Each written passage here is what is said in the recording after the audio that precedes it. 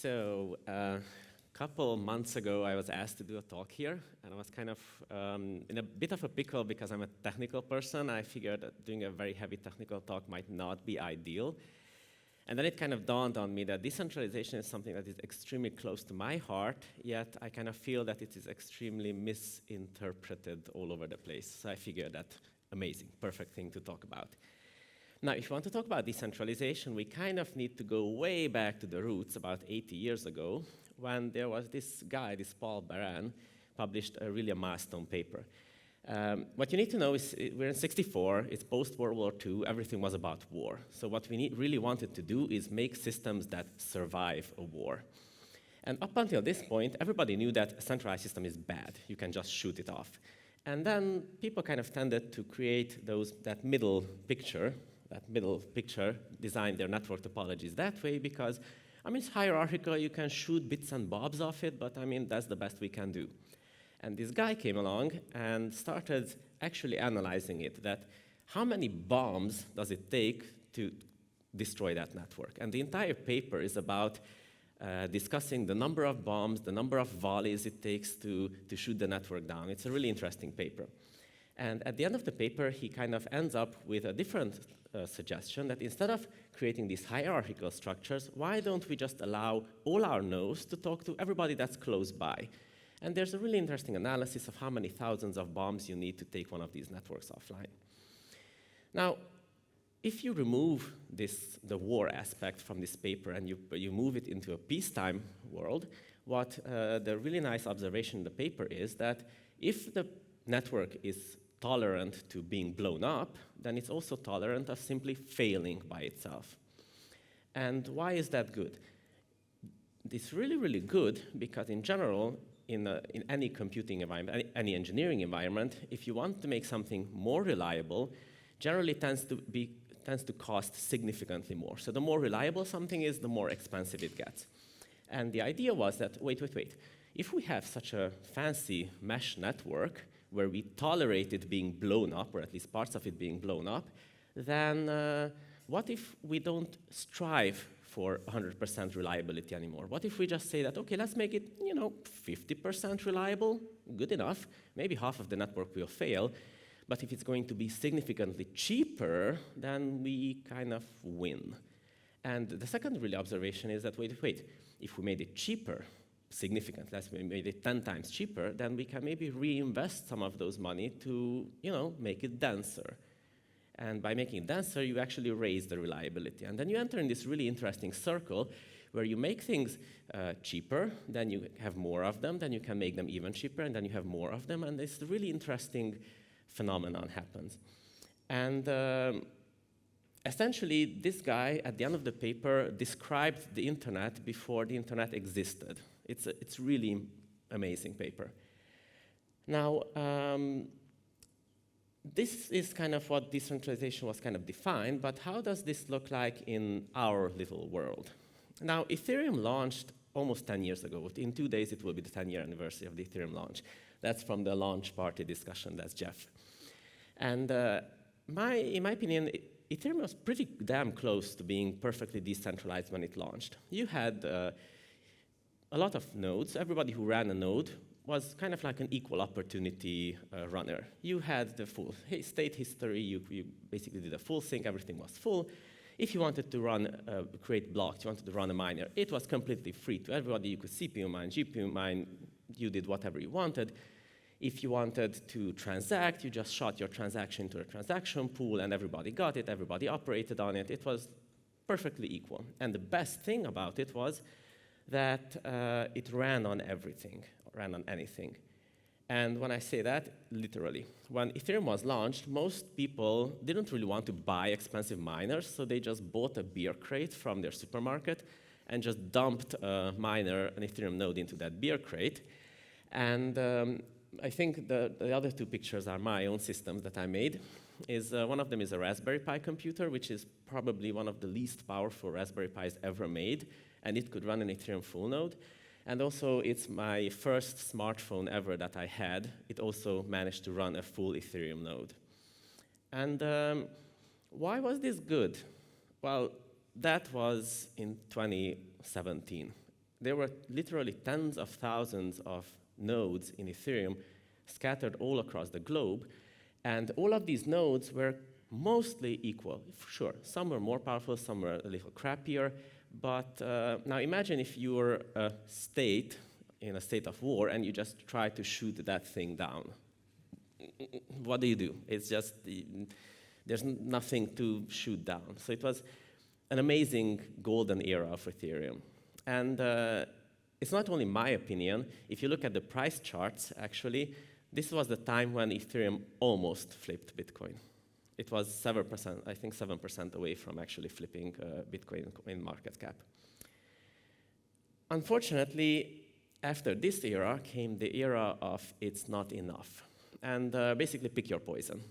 You can say that it wasn't fast enough, it wasn't cheap enough, it wasn't finalizing quickly enough.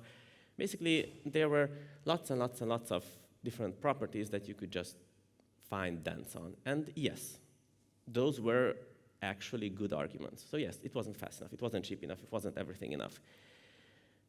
But the question is, how do you fix it? And this is where things get complicated. A decentralized system is a bit messy, and fixing it is a bit messy. Whereas we know that if we centralize a bit, we know how to fix it. It's easy, it's just natural.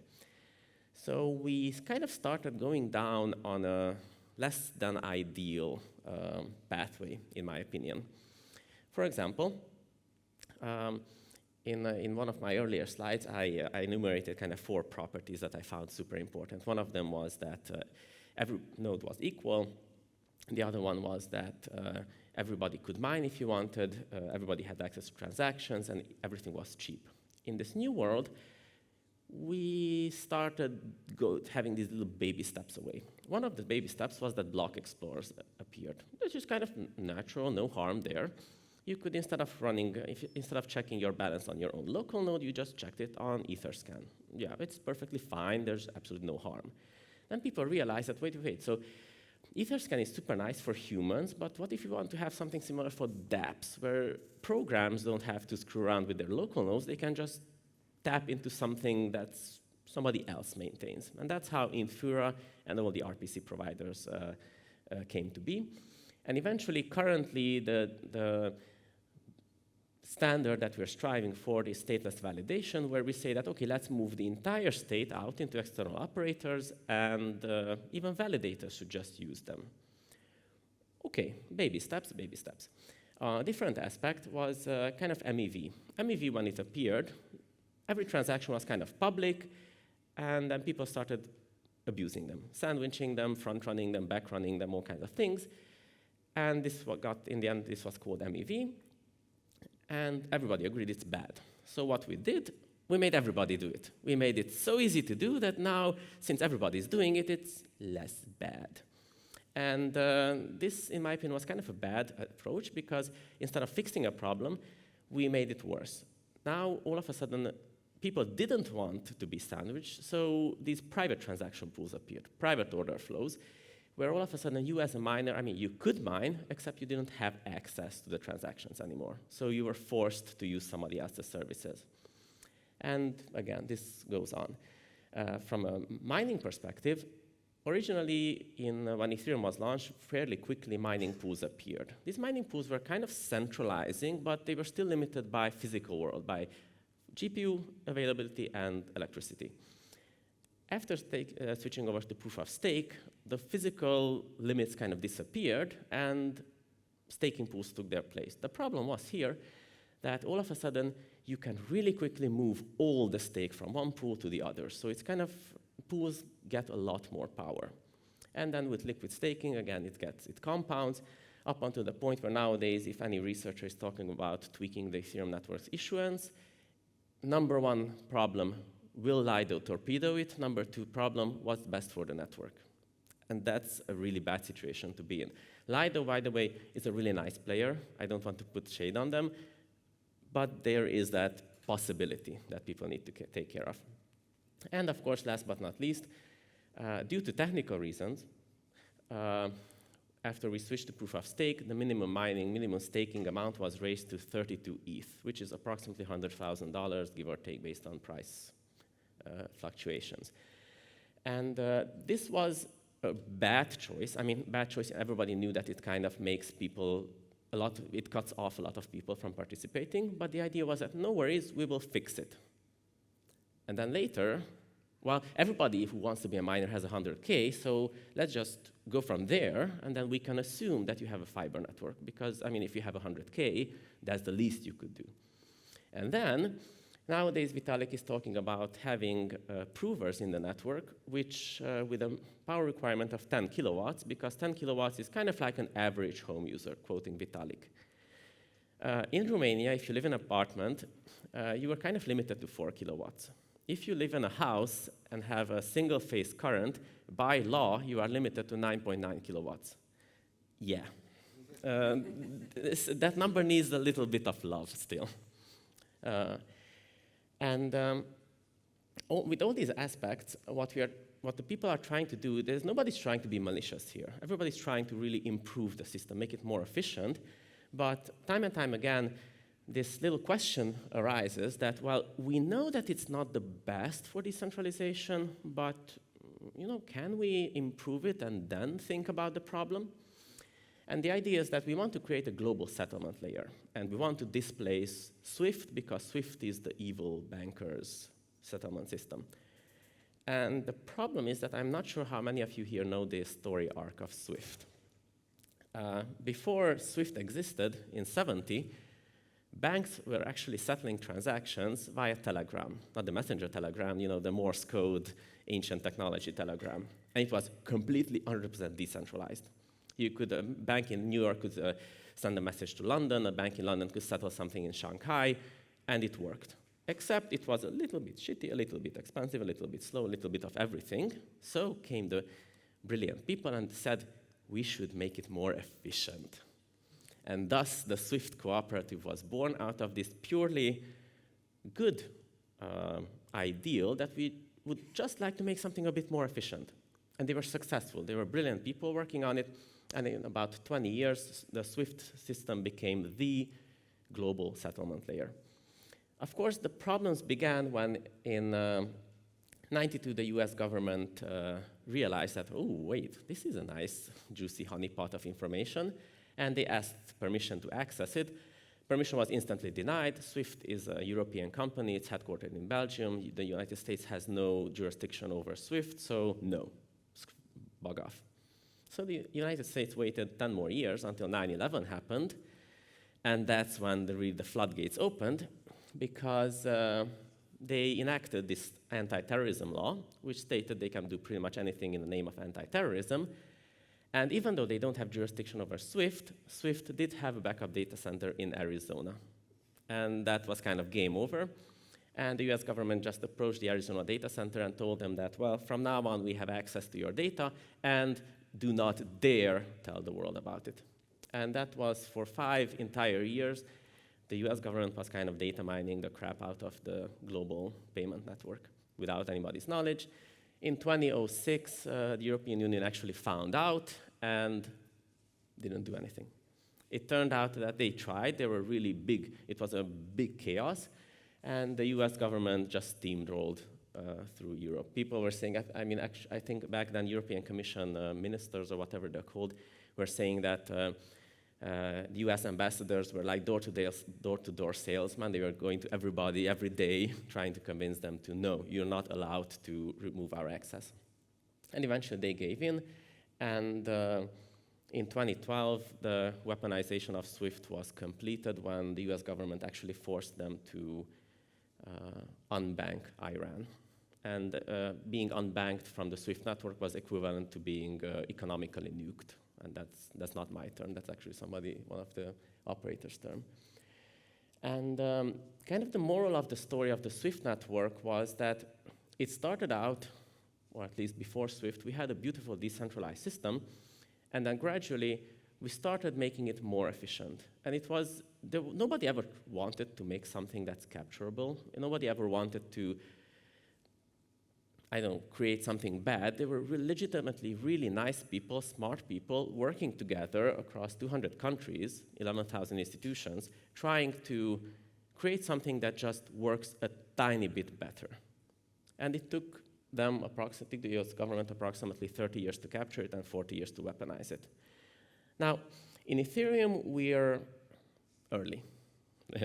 That's a nice quote. It's still early. In about 2 days will be the 10-year anniversary, which means that even though, in my opinion, we started going down a similar path, we're way, way, way very far away from having troubles. However, even if history does not repeat itself, it does tend to rhyme.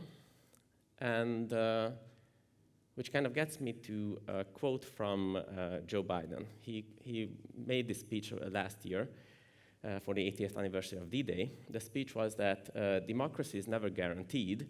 Every generation must preserve it, defend it, and fight for it.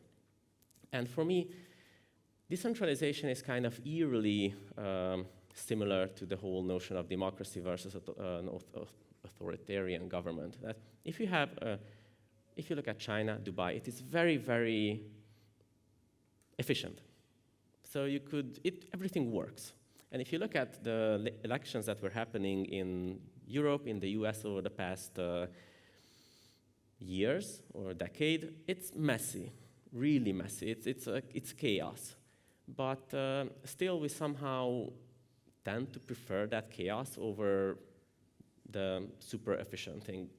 And for me, I think this is the message that I really want to get through, is that the same way with democracy, decentralization will never be as efficient as a more centralized system. It will never be as cheap, as fast as everything. But it's a trade-off that we need to make if we actually want to be able to be part of that system in the long run, in 20 years, in 30 years, in 40 years.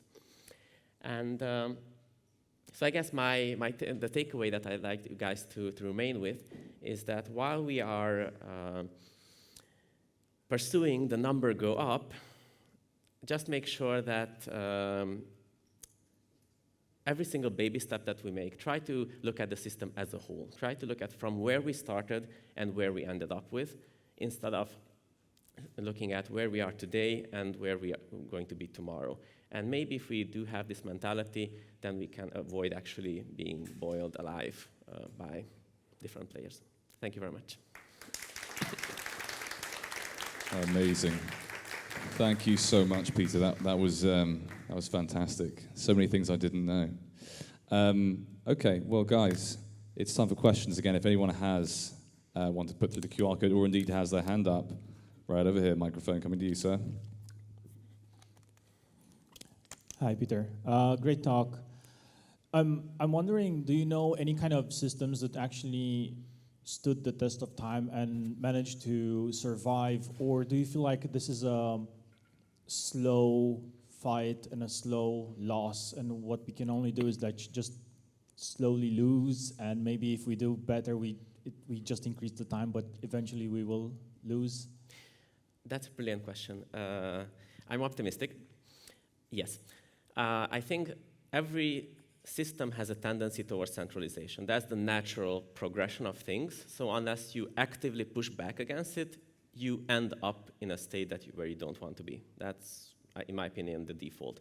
However, if you look at the most popular decentralized system nowadays, that would be the internet, where, yes, of course, you have Google in a bubble, you have Facebook in a bubble, but all of these are kind of bubbles within the internet. But the internet itself, you cannot really say that it is centralized. And in my opinion, the biggest difference between the internet and, say, Ethereum or other systems is that the internet can scale down. So if I want to run a web server, I can take the tiniest little potato computer, and it's able to run a web server. It's able to participate in the internet, not just a client, but actually as a server, as an active participant of the internet. Whereas with the system that we are creating here, I think this is one of the aspects that we kind of tend to give up. We tend to say that, well, we don't really want toasters. We don't really want potato computers.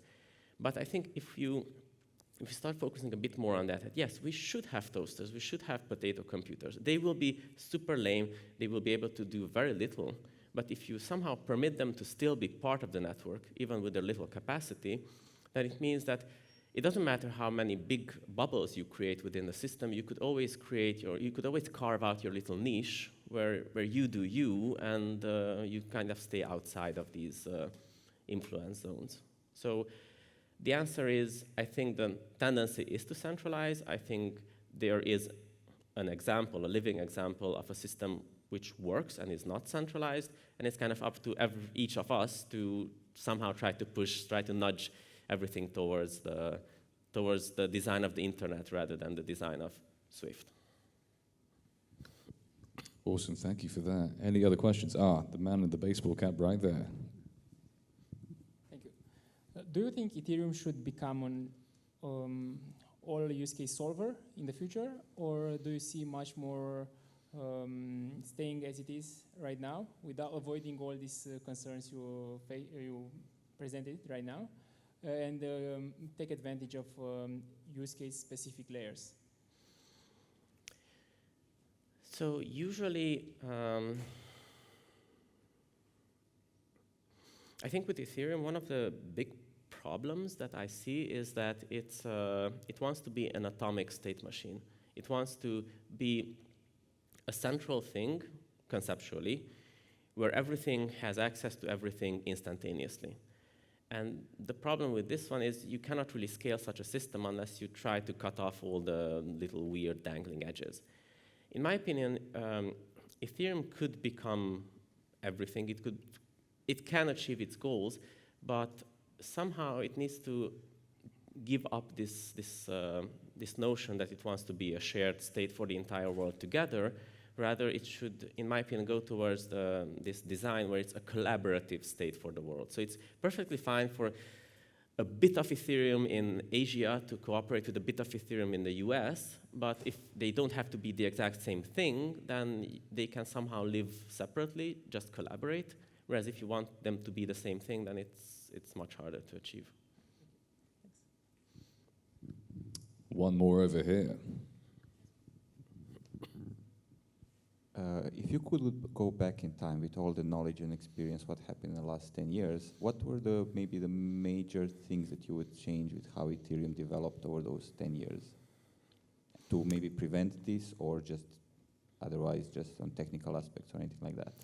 It's kind of hard to, the problem is it's very, very hard to prevent these kinds of things when there's enough money on the line.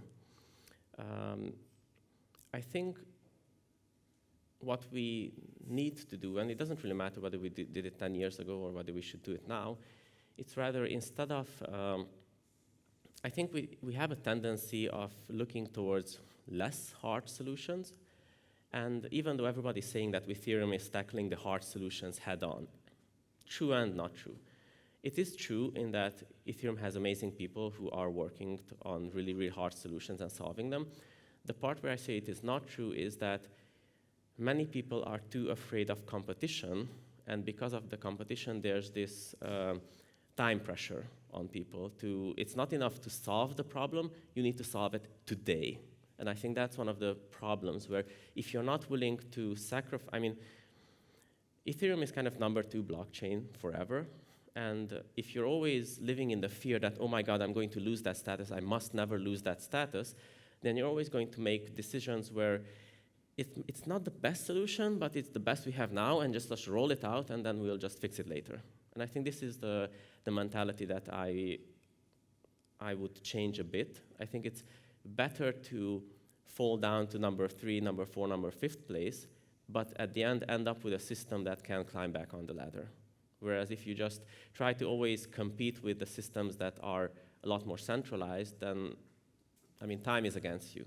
And I think that's something that we should accept, that some things might take longer. We should accept that some things might be less ideal in the short term if we can make it better on the long term. So that would be the mentality change I would do. Fantastic. Any other? Our blazer-wearing fellow over there. Thanks. We don't want governments to weaponize financial systems like SWIFT, but at the same time, we don't, like, in the name of terrorism, fight against terrorism, as you said, but at the same time, we don't want terrorists to weaponize decentralized systems for criminality purposes. where is the middle ground to preserve both? Because we need both to fight against both. We need somewhere a middle ground. Where is that middle ground? I think the middle ground is in a social layer. So the same way that I think my MF from my previous talk, I'm not sure if he's still here, mentioned that a lot of tools that we build today can be used for both for good and bad. And it kind of boils down to what you do socially. How do you punish, or do you, if you see that something's going wrong, do you just step in and try to change course? And I think if we are trying to say that we don't want governments to be able to censor, but we also don't want terrorism to be able to use it, I think the answer is in the social layer, that you need to create a decentralized system that is actually protected from governments, but when you see that something bad is happening, there needs to be an appropriate global attempt to actually root it out. And it doesn't need to be a technical solution. It doesn't have to be a solution part of Ethereum itself. It can be a solution part of the social layer built around Ethereum. Perfect, thanks. Brilliant. Any other questions from the crowd? If not, we'll go to the board. So, Peter, it was great to hear your thoughts on what you would have done differently before, but indeed, what would you do differently in terms of the long-term vision for Ethereum and decentralized system? Where should we focus our research? Yeah, so here, the prevalent thought is we don't want Ethereum to run on toasters.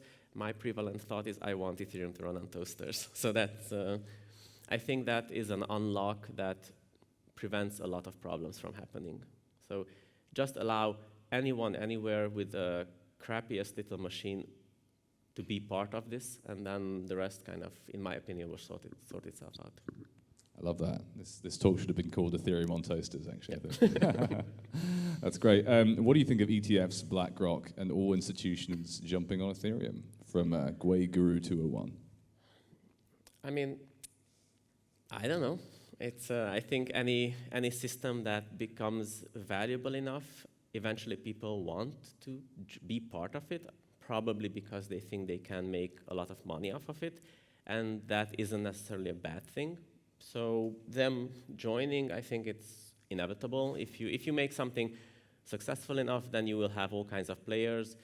And I think being a platform, I'm not sure whether Amazon had this thought at some point or not, that if you're a platform, you shouldn't really compete with your customers. So the idea is that if Ethereum is a platform, then anybody should just come and use it, and it's not really our place to like or not like them.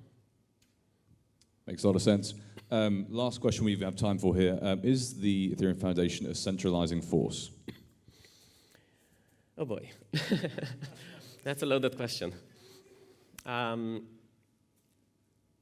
Yes and no. That's my perfect answer. I always like to evade answering the questions. The EF is doing a lot of, is attempting to do a lot of non-centralizing things. So for example, in the past years, I've had a number of projects that I wanted to do in the EF, and these projects were denied based on the sole reasoning that if the project becomes successful, it's just too centralizing within the EF. So the EF, at the government's level, they are legitimately trying to not be a central point of failure or a central point of control. Now, in my opinion, from a research perspective, from the directing or guiding the Ethereum protocol, I think the EF is a bit too powerful, in that usually you have these little research ideas that are debated within, and you have some directions. And then after they get published, it's very, very hard from an outsider to push back against it. And that has two reasons. One of them is that there are very, very high-profile people working there. The other reason is that they actually do collaborate with the ecosystem. So they do check with big players. So by the time something bubbles out, it's generally done, or at least the general concept is done. So it's, again, it's not really black and white. It's somewhere a little gray area in between. Personally, I think it would be nice if Ethereum research, if Ethereum direction was a bit more decentralized, if a bit more organization kind of participated in defining what the lower level layers do, and not so. If you talk about EIPs, whatever for the EVM changes, there are thousands of companies that have infinite money that everybody is just pushing and nudging and everything. I think that works pretty well. But for the lower protocol, I kind of feel that there's not enough external contribution and feedback currently. So that's something that would be nice to change.